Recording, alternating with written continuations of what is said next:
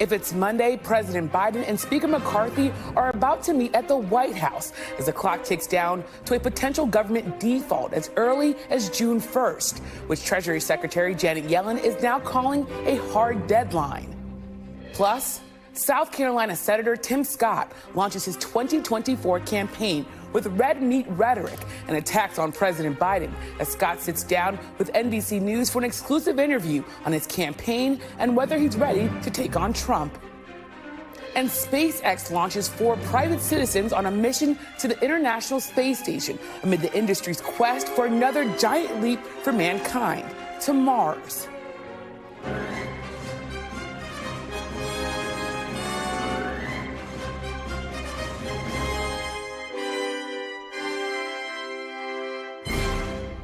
Welcome to Meet the Press Now. I'm Yamiche Alcindor in for Kristen Welker in Washington, where President Biden and House Speaker Kevin McCarthy are gearing up to meet once again at the White House just about 90 minutes from now. The meeting comes a little more than a week before the U.S. could default on its debt, with potentially catastrophic consequences for the economy. This will be the first one-on-one meeting between the president and the House Speaker during these talks. Ahead of the meeting, Speaker McCarthy remained firm that his party won't vote to raise the debt limit unless Democrats agree to immediately cut spending. Look, I haven't seen the president today. We'll sit down and we'll talk about that. But the underlying issue here is the Democrats, since they took the majority, has been addicted to spending, and that's going to stop. We're going to spend less than we spent last year.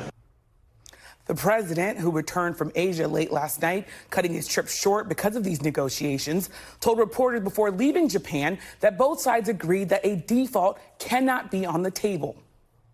It's time for Republicans to accept that there is no bipartisan deal to be made solely on their partisan terms. They have to move as well. All 4 congressional leaders agree with me that default is not, let me say it again, default is not an option.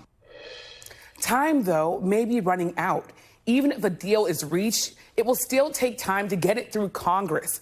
Today, Speaker McCarthy told reporters that could take a full week. And yesterday, Treasury Secretary Janet Yellen told Chuck that a default could be just 10 days away.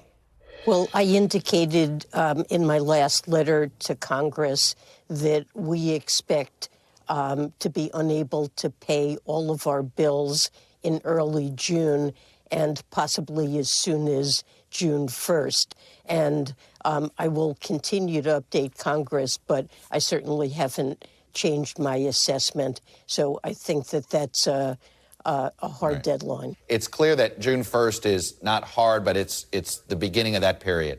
What is the likelihood we can get to the June 15th tax receipts to avoid breaching the debt ceiling? Can you put a percentage on it? Is it 20%, 40%, something like that? Well, there's always uncertainty about tax receipts and spending. And so it's hard to be absolutely certain about this. But my assessment is that the odds of reaching June 15th while being able to pay all of our bills is quite low. Stark words here to get us started. I'm joined by my colleagues, Monica Alba at the White House and Ryan Nobles on Capitol Hill. So, Monica, I want to start with you. How concerned is the White House about a potential default, considering the fact that President Biden just suggested just yesterday that some, what he calls MAGA Republicans, are rooting for a default that could potentially politically hurt him? They're definitely worried about it, Yamiche, and that is why they have been over the last couple of weeks and months trying to get people to understand the implications of this never-before-seen reaching of a potential brink of default, right? We've never been this close to it being something that could actually happen. There had been standoffs in the past, but the fact that both sides remain as dug into their positions as they have been, and the fact that there isn't a deal, is making everybody just as jittery as you can imagine. And that is why the president and Speaker McCarthy are going to come together in the Oval Office here in a little bit and meet face to face.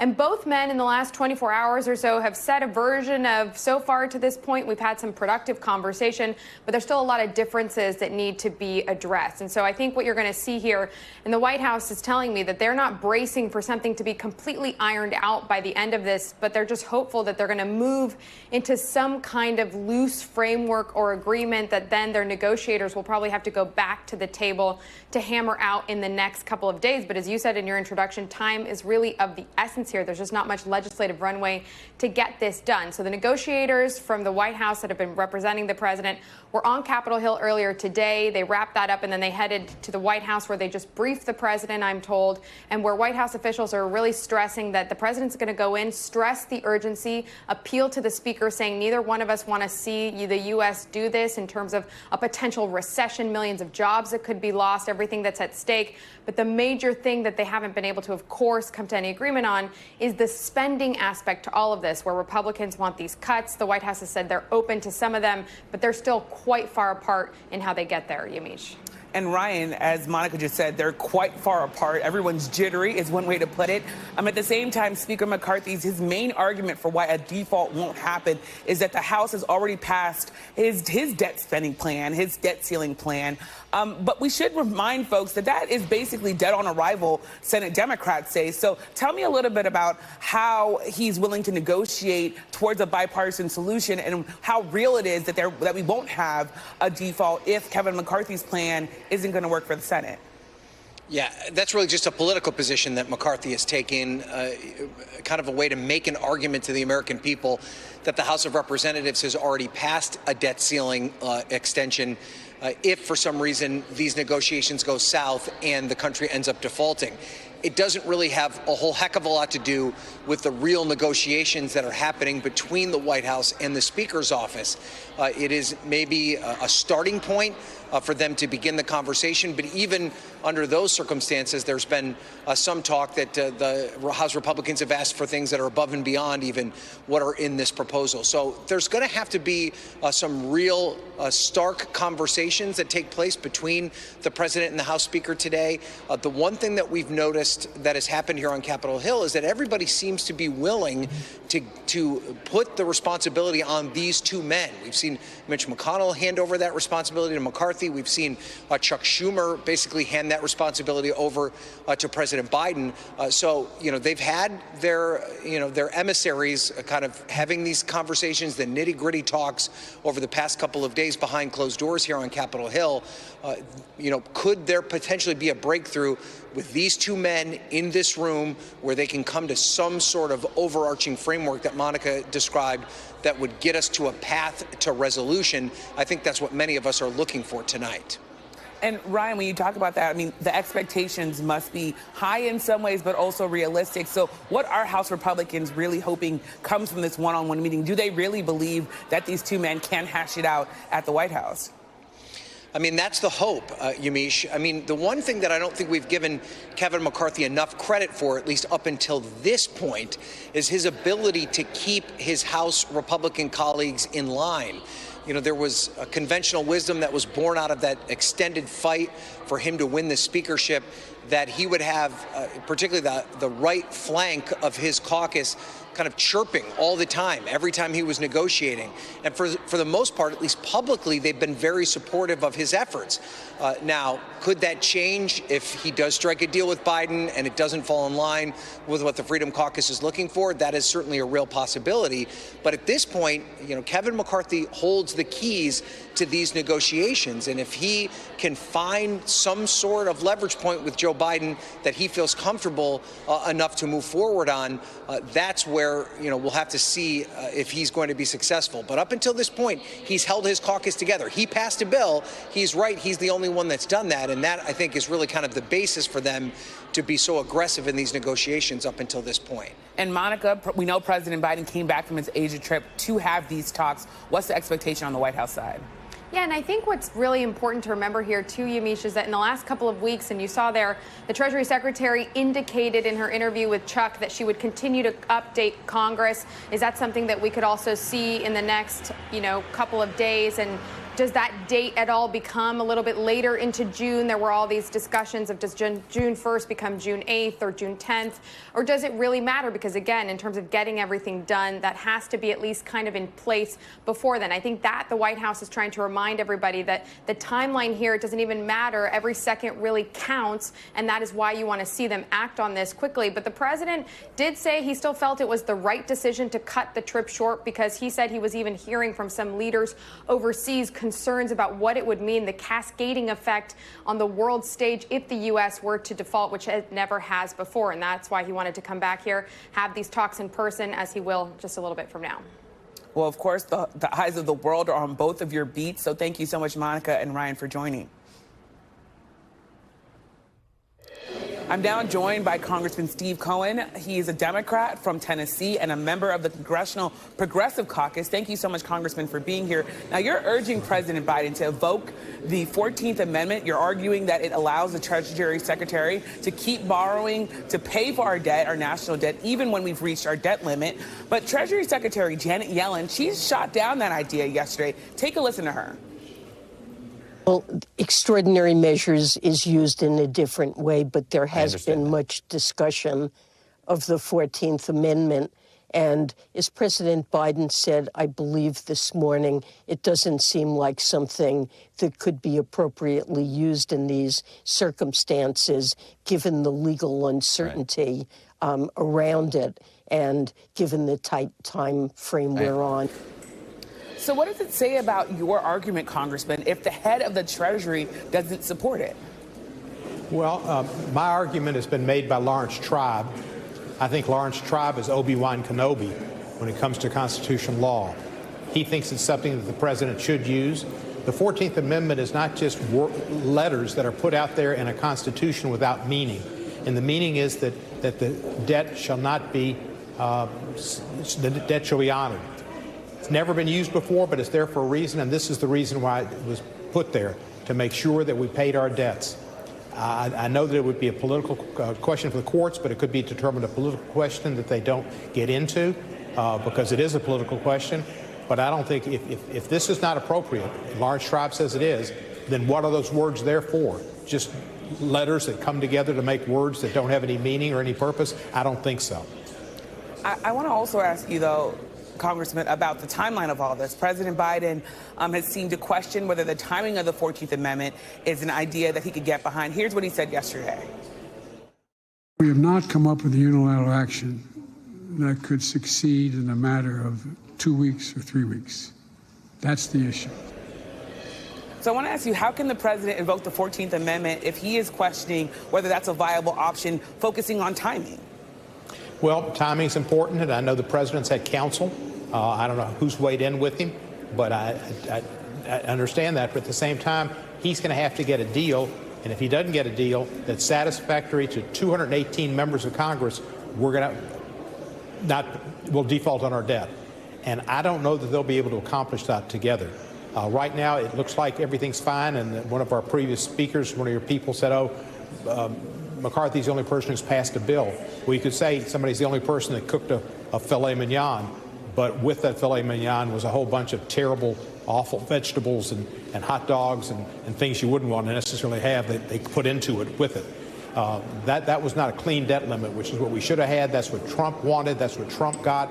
They treated Trump differently than Biden because they want Biden to fail. And this is really kind of a continuation of January 6th. Where they went for any argument they could to try to change the election results for Trump, and they want to change the course of history against Biden for the election in 2024. And Trump has said that we should default.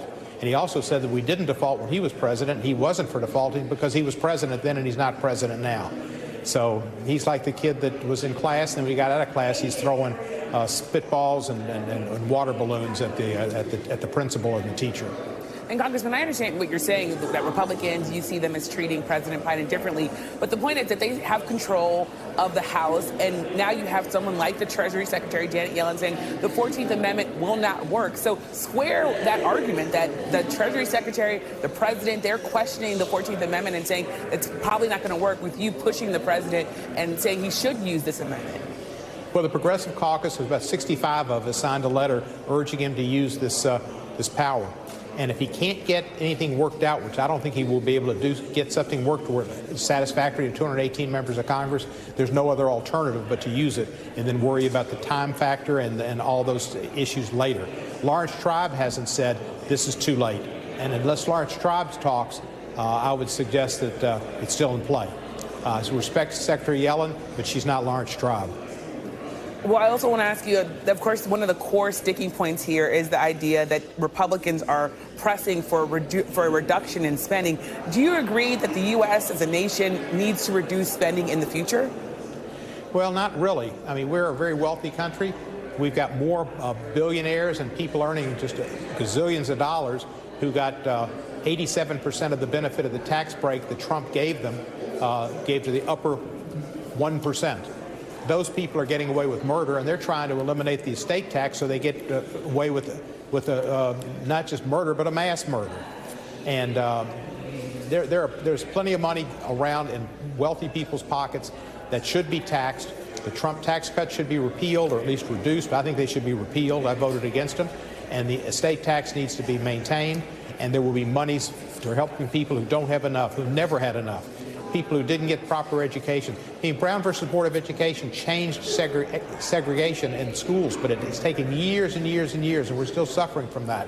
And so there are people in this country that have not had the right opportunities and need to have good public education, need to have highly paid teachers, need to have better police in their communities so their communities are safe from guns, and we need so much that we don't have, and we can afford it. We're the wealthiest, most powerful country in the United States. We shouldn't have people living in poverty, people living without having a fair standard of living. And we need to raise the minimum wage so if people work, which they do, they can get paid a fair wage and participate in the society. Right now, a whole bunch of people in our country do not get to participate in the American dream, and that's because our tax policies are geared toward the wealthiest, and they get away with murder. It's interesting that you made that. I know a lot of your colleagues would agree with some of the statements that you're saying. It is interesting that we haven't heard the Democratic leaders in the Senate or the House bring up tax cuts as something that they are pushing for right now. So what does a bipartisan deal really look like? What are you willing to concede in order to get this deal done?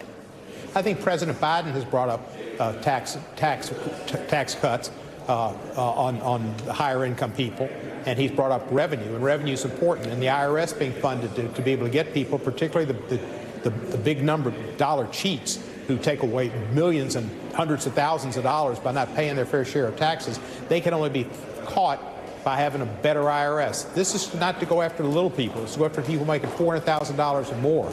You saw what President Trump did. He didn't pay taxes for several years, and they didn't get him. And it took them a long time to get him, and for years and years to analyze it.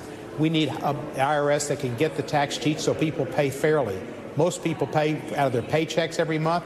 People who don't have paychecks with an employer can wait and pay later, and they don't pay on their taxes on appreciated income that they get out of stocks that they don't sell.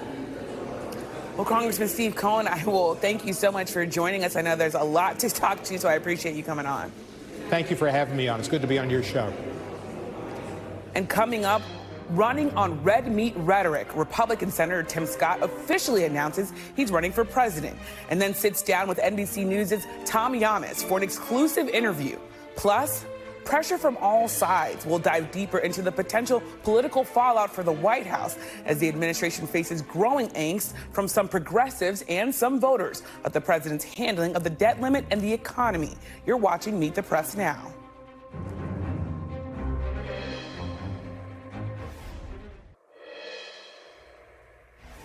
Welcome back. Today, Republican Senator Tim Scott officially announced his bid for president, while also getting an endorsement from the Senate's #2 Republican. Scott joins a growing field of declared candidates, and that field is expected to keep growing. This week, Florida Governor Ron DeSantis is also expected to officially jump in the race. Speaking before a crowd in his home state of South Carolina, Scott, the only black Republican senator, highlighted his background as an example of America's opportunity and as a rebuke of President Biden and Democrats. I'm the candidate the far left fears the most. When I cut your taxes, they called me a prop. When I refunded the police, they called me a token. When I pushed back on President Biden, they even called me the N-word. I disrupt their narrative. I threaten their control. The truth of my life disrupts their lives. After his announcement, Scott spoke to NBC's Tom Llamas in a wide-ranging exclusive interview about his pitch to primary voters and what, if anything, makes him a better choice for Republican voters than Trump. What will you offer voters that former President Trump will not? Well, the question is, I'm running for president, period. I plan to win. So the question is, what do the voters want in their president? They want someone who can persuade on the issues that matter the most to them. You're saying you're a better deal maker than President Trump, former president? What I'm saying is that I look forward to persuading the American people, right and left, within my base and on the far side, to making sure that we move this country forward using common sense, finding common ground. Would you ever try to overturn an election you lost? No. What do you think about President Trump's behavior after the 2020 election into January 6th? Yes.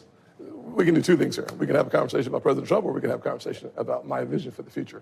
I'm going to stay on my vision for the future for a couple of reasons. But it was a historical moment. I think voters deserve to know. Actually, I was actually in there, so I know exactly how historic it was. But what I will say is simply this, that the future that America is focusing on is what I'm going to provide. I'm going to continue to talk about those conservative principles that move this country forward. Joining me now with more of his interview with Senator Scott is senior national correspondent and host of Top Story, Tom Llamas. Now, Tom, you were asking all the right questions. Heading into this announcement, Senator Scott has been polling low. So how is he making the argument that he's the one to beat Trump, who, of course, remains the front runner? I know that he sort of didn't want to talk about Trump, but clearly that is a big topic here for right reasons. Yeah, Yamiche, I think there's a couple headlines being made out of this interview, and it literally just wrapped minutes ago. What I will say is this: Senator Tim Scott is drawing a difference with former President Trump by saying that he thinks he can be more persuadable. Essentially, he can persuade voters more, not only within this party, but also reaching across the aisle to the other party as well. So maybe a more formidable candidate in the general election than former President Trump. He also said, when I asked him about Governor DeSantis, he says that his conservatism is more rooted, his, meaning Senator Tim Scott, that he was essentially saying to a degree, and we'll have the transcripts and the bites coming out a little later, but that essentially that Senator Tim Scott was a true conservative. On the issue of Ukraine, he also drew a very stark difference, essentially saying that Governor DeSantis was wrong when he called it a territorial dispute, and also that former President Trump was wrong when he signaled that he didn't care who won, whether it be Ukraine or Russia, just that the war needed to stop. So he drew some clear lines in his race for president, and this is the most he's gone, I would argue, since he's announced his candidacy for president, since he's been out there on the campaign trail, clearly making a pitch to voters that, one, he's more persuadable, and two, he's more conservative than former Governor DeSantis. Two big key issues that will affect voters all across the GOP primary states as they start to vote. We also talked about his journey with religion and the moment that he found God. And he told us about, feeling Jesus' presence when that happened, how his life was transformed after a car accident, how he was a football player growing up, and that car accident sort of changed his future. But with the help of God and with others, his life truly changed, and it put him on the path that he is now. And we even talked about also some interesting personal matters, including his personal life. If he were to win this nomination, if he were to win the general election, he'd be the first president in our history since Grover Cleveland and James Buchanan who would go to the White House as a bachelor. And we talked a little bit about that, and we'll of course, have those sound bites as we put together our stories in the coming hours and days on Senator Tim Scott. Well, history-making bachelor is one that was not on my bingo card, but it is true. I also want to ask you about his policy positions. You say that he's talking about being a true conservative. What else did he say about policy issues?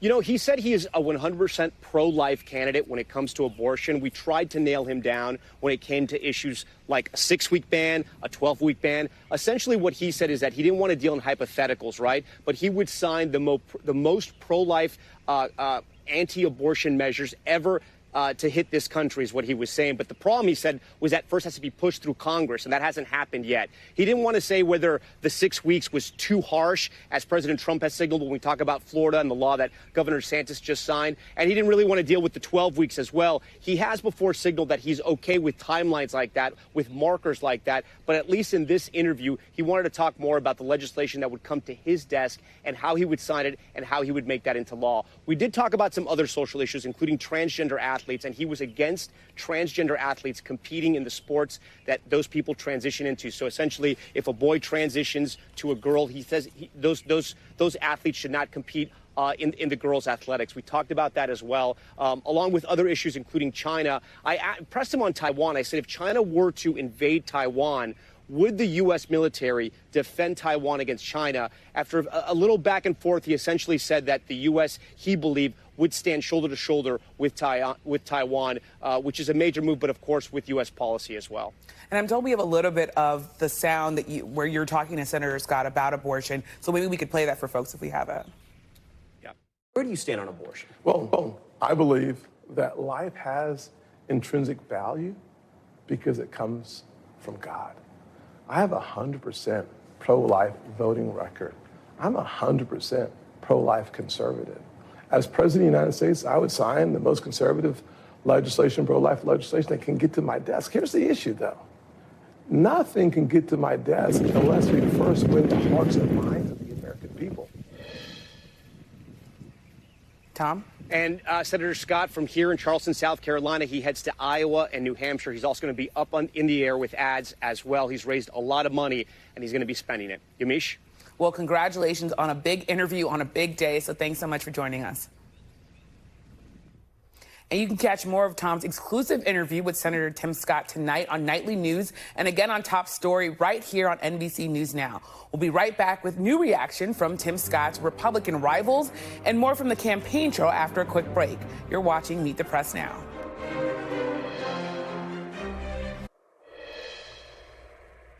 Welcome back. Joining me now is our panel, Susan Page, Washington Bureau Chief for USA Today, Naveen Nayak, President and Executive Director for the Center for American Progress Action Fund, and Republican strategist Brian Todd. So thank you all for being here. Brian, you're the Republican. Brad. So, Brad, you're the Republican. Trump has now twice taken the opportunity to make Senator Scott's entry into the race about himself and also about Ron DeSantis, really attacking him and sort of, in some ways, really, I would say, comparing him to Ron DeSantis, saying anything is basically better than Ron DeSantis. So tell me a bit, Brad, about what your reaction is to that and what this means, you think, for this race. Well, I think you just hit upon Tim Scott's strategy. Let Trump and Ron DeSantis fight it out while he marches down the other side of the track without unmolested toward where the voters are. I think you can divide the Republican electorate up into three groups. There's about 35% that are fiercely loyal to President Trump under any circumstances, on his good days, on his bad days. There's another 30% or so, maybe almost a third, that really don't want to see President Trump nominated again. There's another third in the middle that rallied to Trump when he's under duress, either in legal trouble or when he thinks the Democrats or the media is after him, but they are also shopping. They're what I call the somewhat favorable to Trump voters. They'd vote for him in a general. They want to defend him when they see him being attacked by the press or Democrats, but they're looking for someone else.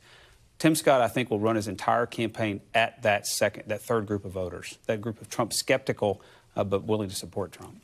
Is this the best case scenario for Tim Scott, that he sort of just runs above the mudslinging, that he doesn't ever get a direct hit from former President Trump?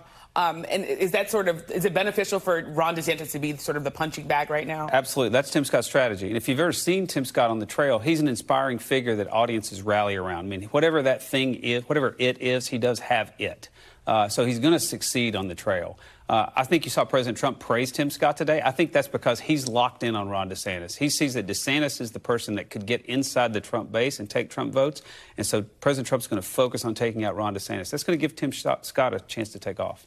And Susan, Tim Scott has already now gotten two Republican senators to endorse him. One of them being, of course, the second Republican in charge of the Senate, John Thune. So tell me a bit about what you think about the fact that, one, Tim Scott has at least been able to get two of his colleagues to say, yes, we'll back the person that we see every day. But also, does his entry sort of change the primary at all, do you think? You know, I think it indicates the kind of nervousness there is within the Republican Party, especially among Republican leaders and donors, about Donald Trump.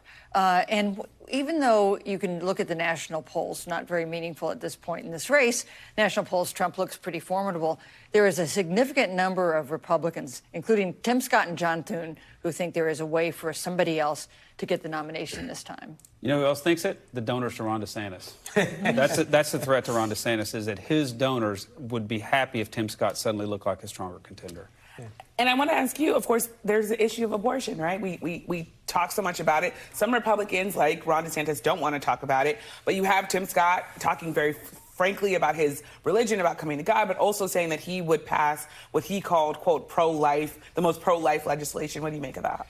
I mean, I actually thought that interview really captured the challenge Republicans have nationally, which is you would think in a primary they'd want to talk about this issue. Clearly, that's the audience. He doesn't want to talk about it.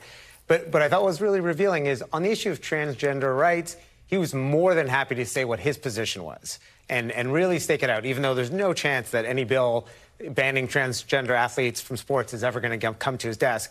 On the issue of abortion, he was like, I don't want to talk about it. I'm not going to tell you what my position is. Let's see what Congress does. And it underscores just how out of touch Republicans are on this issue and how much of a problem it is for them heading into the general election. It also reminded me of the idea that when I was on the campaign trail in the midterms, transgender rights was something that would get either the donor class or the high wealthy crowds excited and clapping, but also sort of the base if you just went to any town, USA, when you had conservative voters. So when you look at him talking about transgender rights, is he trying to tap into that base, do you think? Yeah, I think he is speaking to something that really a core set of Republican voters care about, and that has become a cultural, fight for Republicans. But the fact that he doesn't want to talk about it on abortion underscores, and you see Donald Trump attacking Ron DeSantis on this issue because he knows where the general election population is. At the same time, Donald Trump was more than proud to own the fact that he was responsible for overturning Roe v. Wade. I think this is a really honest problem that Republicans have. Well, wait a minute. Tim Scott said that he would sign the most pro-life legislation that could get to his desk. And what would get to his desk is something that would appeal to the hearts and minds of America. He gets that there's going to be a Democratic consensus on this. He's telling you his position and what he's going to try to stake out. And on transgender rights, 70% of the American public or more agrees with him on that question on sports. And so I think he'd be glad to talk about that throughout the whole campaign. We got a war in Ukraine. We have the risk of a recession. We're heading toward a fiscal cliff. Is the rules governing kids who transition and what sports they can play really the issue we want our presidents to talk about? He got asked the question. He had to answer the question. Republicans are very, very happy to talk about this issue. Yeah, my point is more that he has a clear position on that issue and wouldn't say that he's for a 12-week ban or a 15-week ban, which underscores how unpopular their position is. Susan, I also want to ask you about someone like Lindsey Graham, who has praised Tim Scott in the past. He's obviously someone who you could say is part of the establishment Republican Party. Do you think Tim Scott has enough goodwill to siphon off more of his colleagues, more of the people that are considered establishment Republicans, or maybe even people that are a little bit more conservative? Yeah, I mean, Lindsey Graham is a hard person to predict exactly where he'll stand. You don't say. But I do think there are. I think a lot of Republican senators would like to be lining up behind somebody who is an alternative to Donald Trump. And one thing that is going to happen, I think, we're going to have a pretty sizable field of Republican contenders this time. And some of them, like Chris Christie and Chris Sununu, are going to be willing to take on Trump with criticism that Ron DeSantis, for instance, and Tim Scott have been unwilling to do. I want to take a hard turn to the thing that, of course, has been dominating the headlines, which, of course, is the debt ceiling. Naveen, what do you make of the fact that there still isn't an agreement? The White House has sort of moved off of this idea that they're not going to negotiate. But what do you think about this hour and the fact that we're just possibly days away from a default? Well, I mean, listen, I think it is unfortunate that we are negotiating again on something that is as catastrophic as doubling the rate of unemployment, that could cut Social Security and retirement savings by a third. It is disturbing that that's the way politics works. We are now having a conversation about this. President Biden and others so far have made clear that default is not an option. And at the end of the day, what you hope is that our leaders agree to that. I think what's very concerning to me, and it relates to our last conversation, is there is someone out there who matters a lot who said who he's rooting for a default, essentially, which is Donald Trump. And I think he has a lot of sway over Kevin McCarthy and the Republican caucus. And I think there's a real risk that you have a section of the Republican Party that is happy to see us default or willing to see us default, and that's frightening. Brad, what do you make of the idea that President Biden has said he thinks maybe some Republicans are hoping that the U.S. defaults to hurt him politically? Do you think that there's any possibility in that? And also with Kevin McCarthy, is he sort of beholden to his to the Freedom Caucus and maybe the conservatives that are seen by some as extreme? Well, the House Republicans have passed a bill to raise the debt limit. They're the only chamber that's done it. Chuck Schumer has not even brought one to the floor. And if you go back in the time machine to 2019, when the minority party who didn't have the White House had just won a narrow majority in the House, that was the Democrats, Nancy Pelosi forced President Trump to get rid of the spending caps and increase spending by $320 billion before she would give him a debt limit increase. The same thing's playing out here. A structural spending change is sought by the party that controls the House narrowly in order to give the president a debt ceiling increase. This is business as usual. And Joe Biden has miscalculated and not started negotiating soon enough. But I predict they will find a deal. And Susan, I mean, what's the political risk for either side here? Is one side possibly risking more? The White House is saying people are going to blame Republicans, but I know a lot of voters who don't know the intricacies of the debt ceiling and may just look to Washington and may blame the person in the White House. Well, the president's approval rating's probably about 40 now. What does a recession do to that? It's pretty serious. On the other hand, can Kevin McCarthy deliver a deal and also continue to be Speaker of the House? Certainly, it's hard to pass a deal that does not include structural spending reform. I don't see it. Just like Nancy Pelosi said she couldn't pass one that doesn't have a structural spending reform in 2019, I don't think Kevin can either. Yeah. Well, thank you so much to Susan, to Naveen, to Brad. We got a lot to talk about. We'll have more to talk about after the break. We're taking you behind the scenes of the global space race in the latest episode of Meet the Press Reports, including a first-hand look at NASA's latest nuclear technology, which experts say could be a game changer in the race to Mars. That's next. You're watching Meet the Press now.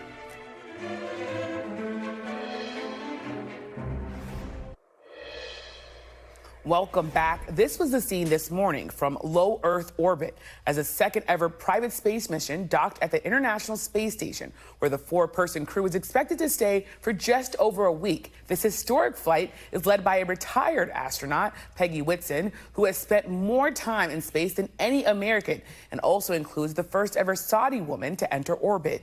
NBC News correspondent Tom Costello is at the site of that launch as NASA sets its sights on beyond low Earth orbit and all the way to Mars. It's the topic of this week's episode of Meet the Press Reports.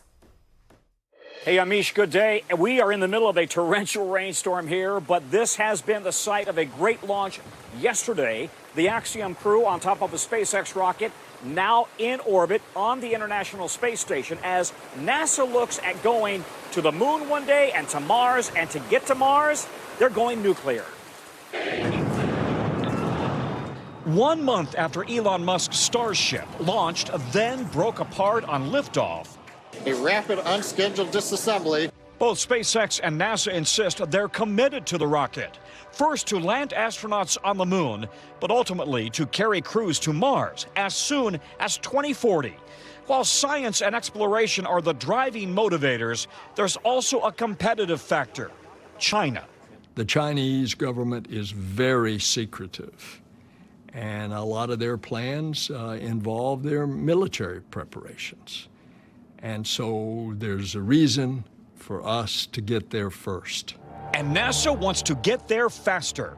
A round-trip mission to Mars could take 2 to 3 years. So to cut the travel time, America is going back to the future.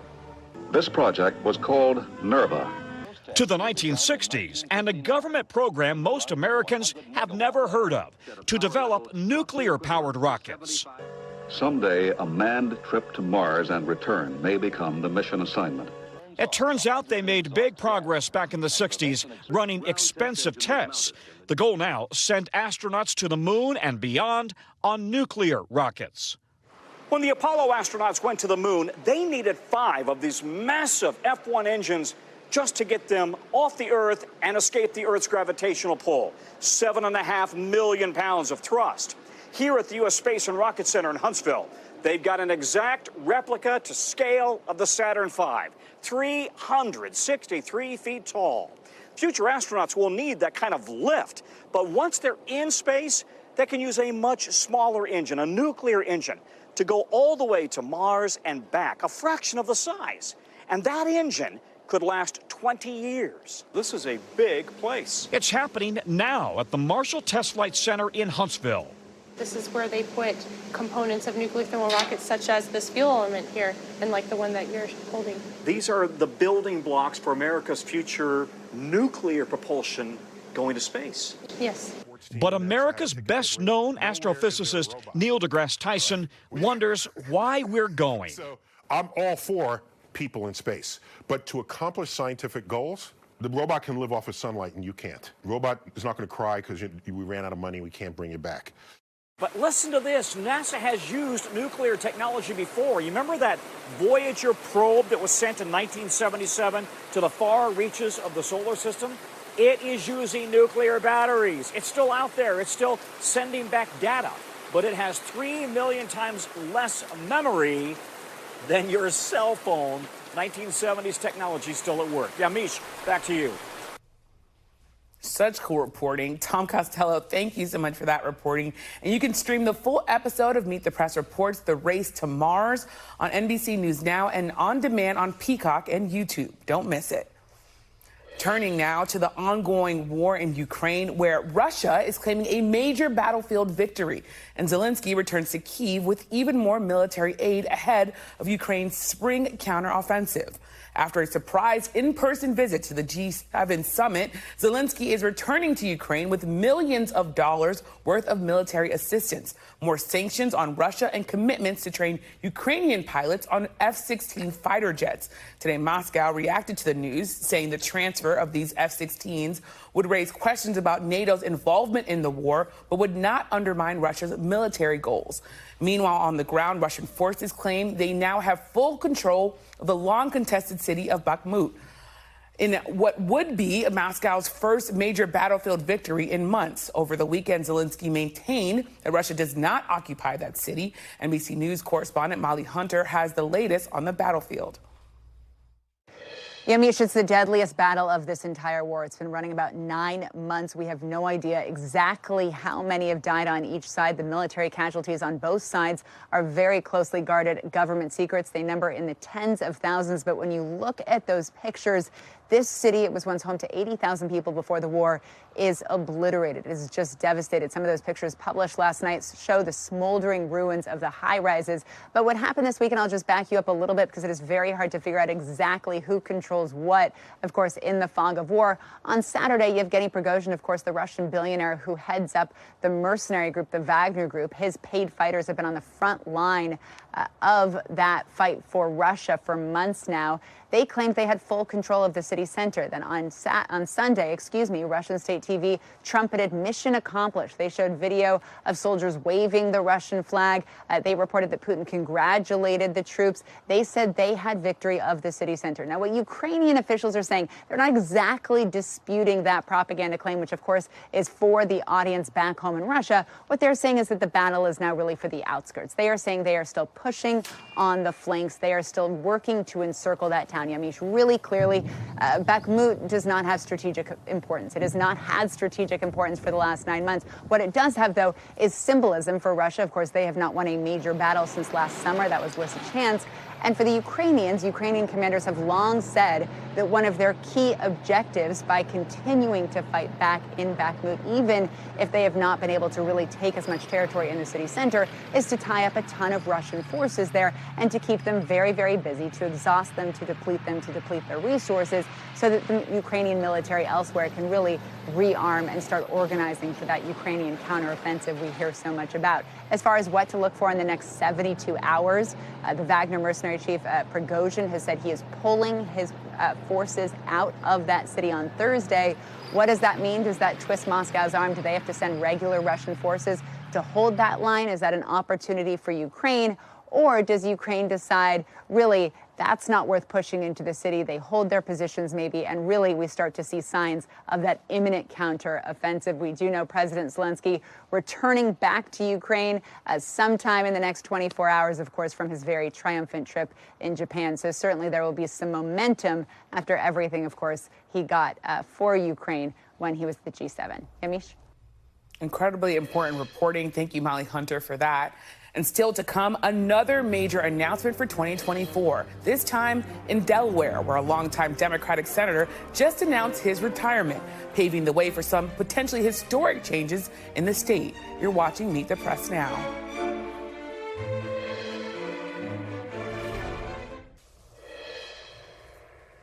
Welcome back. Delaware Senator Tom Carper announced this morning that he is hanging it up after a nearly 50-year career in politics. Carper, a Democrat, has served in the Senate since 2001 and leads Democrats their fourth open seat this cycle. In his announcement today, Carper endorsed Delaware Democrat Congresswoman Lisa Blunt Rochester, who would only be the third black woman in history to serve in the Senate if she runs and if she wins. Carper's seat is expected to stay in Democratic control, but Democrats are still facing a brutal Senate map in 2024. They have to defend 23 seats, 3 of them in states that former President Trump won in 2020. I'm now joined by Amy Walter, who's going to help us deal with all of this, publisher and editor-in-chief of the Cook Political Report. So, Amy, how does the senator's announcement that he's retiring change or impact the Senate map for Democrats? So I think there are 2 ways to look at the Senate map for Democrats. There are retirements that create problems, and there are retirements that create opportunities. And this is an opportunity, in this case, for a younger and African-American, now current Congresswoman, but was once a staffer to Senator Carper, to come into the Senate. As you pointed out, this would only be the 3rd African-American woman elected to the Senate. Maryland is another example. That's another very blue state. It's an opportunity here where we may see another African-American woman, that Prince George's County executive, Angela Alsobrooks, likely is in that race. If she wins, then she would maybe we would have doubled the number of women in the Senate who are African-American, which is a record number there in the Senate. Those are, so again, opportunity seats for generational change, and obviously changing from a seat held by a white man to one being held by a black female. The challenging seats are really, when you talked about the brutal map, West Virginia. Big one. Everybody's waiting to see what Joe Manchin is going to do. He has a tough fight, even if he stays in and goes up against likely to be the sitting governor who's very popular. If he decides to retire, that is a big problem for Democrats. Probably takes that seat off the table, even for Democrats to be able to have a chance to hold on to that. I want to ask you about their problems. I guess I want to dig in just a little bit more on the history-making part of this. Lisa Blunt Rochester has been careful today to say, I really respect the senator, though she already has this endorsement. You also, of course, have Barbara Lee in California running for a possible Senate seat that could be hers. Just talk about the history here, because there was a lot said when Kamala Harris left the Senate and there was no black woman in the Senate serving. That's right. And if you look at the candidates that have been running in some of the tougher states to win, North Carolina was an example where you had African-American woman running last year, 2022, a tough year overall. But for Democrats, just because it was a midterm year, but this would be an opportunity for a black woman to win in a state that they could hold on to that seat probably for as long as they wanted it. And so here it is, the chance to have, as we pointed out, 2 to 3 women, if all 3 of them make it through their primaries. In the case of California, Maryland, and Delaware, that's 3 new black women in the Senate. That is an all-time historical high. And I want to ask you about the sort of seats that are open. Tell us a little bit about how Democrats that you're talking to, but also the ones that you're tracking, how they're feeling about this Senate map and the way that things are looking. Well, they know what they're up against. They are not naive to the fact that there are, you pointed this out, 3 states that they're defending that Donald Trump carried, and that is tough. What gives them some hope is that they've been tested before. These senators, these are not freshman senators. These are folks who have gone through campaign after campaign. The real question, as I noted, is whether Joe Manchin decides to stick around and run for re-election. John Tester in Montana said he is staying. Sherrod Brown in Ohio, both of those are states that Trump carried. They stay, they're staying. So that's where you want your incumbents to stick around. The other big question mark is Arizona, and what does Senator Kyrsten Sinema decide to do? I think Democrats privately would like to say that, maybe she retires. It makes that race a heck of a lot easier, not just for the Senate so that it's not a three-way race between a Democrat, an independent, and a Republican, but for Biden as well, that he has a united Democratic Party going into an election where that state is critical for the Electoral College. And in the couple seconds we have left, digging a little bit more on cinema and what's going on there.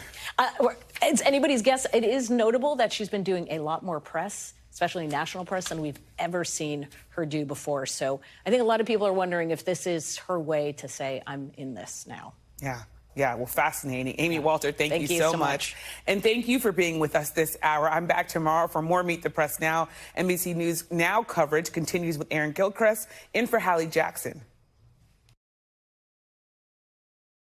Thanks for watching our YouTube channel. Follow today's top stories and breaking news by downloading the NBC News app.